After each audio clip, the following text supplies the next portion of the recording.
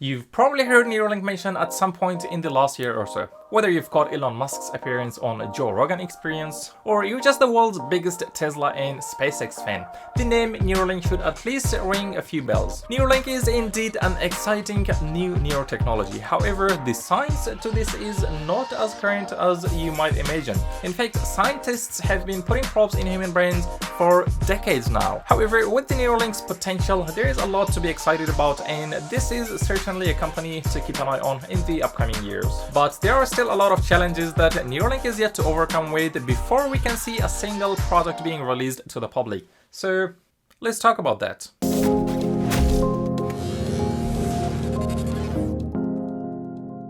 Hey guys, Mansoor here with you. Before we dive deeper into the video, we want to thank each and every one of you for being here and watching the videos. And again, if you haven't subscribed, it would be much appreciated to subscribe to the channel, and thank you so much for your support. Let's get a basic understanding of what the technology involves. Neuralink is developing a brain-computer interface with the eventual goal of not only treating serious brain diseases, but also allowing for human enhancements. Currently, the more achievable end of Neuralink's potential is the repair and enhancement of eyesight and hearing. But in principle, the technology has the potential to cure any type of brain-related illnesses. Now, this might sound a little bit like science fiction, and amusingly, you wouldn't be far off. Elon Musk has previously stated that he was actually inspired by the novel series culture. We will not spend a lot of time on the science side of this, but here are the basics. Neuralink makes use of multiple super thin probes made of biocompatible polyamide combined with gold or platinum conductor to connect to the brain tissues. The probes then use electrode-covered wires connected to a computer chip to locate and communicate with the electrical signals in the brain. Although the applications for the brain-computer interface, or the BCI, are near endless, however, there are a few talking points and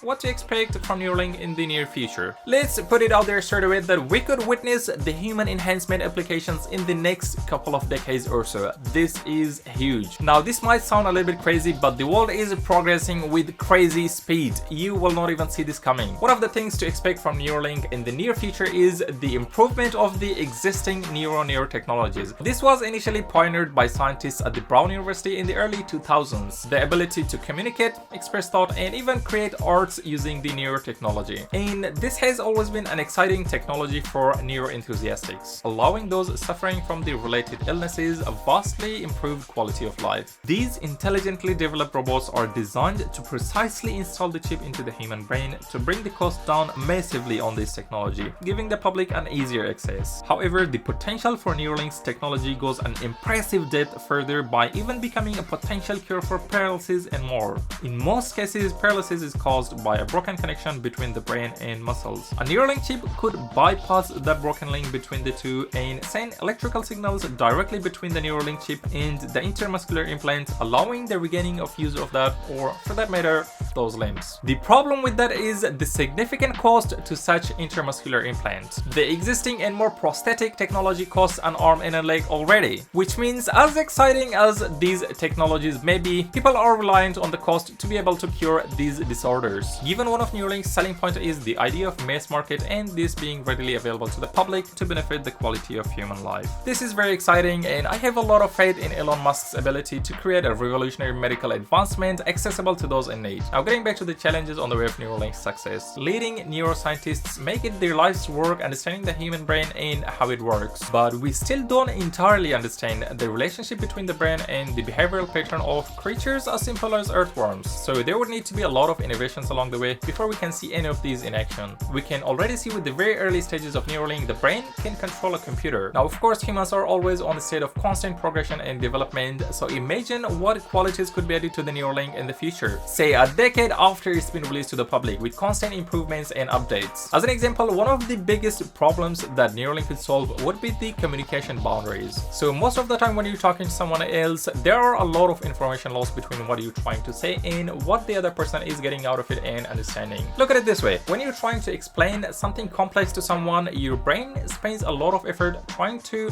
put that concept into words, and in some cases you might not even be able to put everything into words correctly or the way that you want wanted. And when you say it to the next person, they have to decompress it and translate it. And at the very end, they might understand only parts of what you're trying to convey. So there's a big chunk of your idea lost along the way. However, with Neuralink, you will not even need to speak, meaning now you can transfer all those data of what you're trying to say over the air to the next person via internet. Now, I know this sounds crazy and it's hard to digest, but hear me out. So with brain and communication, it's all about neurosignals, and if you can safely transfer those data from your brain to someone else, pretty much they will have the same understanding of something that you're trying to convey them. We're just exchanging the neurosignal data through Neuralink. Now, there is a lot to this, I know, but do you know what other benefits could it have? Guess what? There will not be a need for a language anymore, because the neurosignals in the brains are all the same.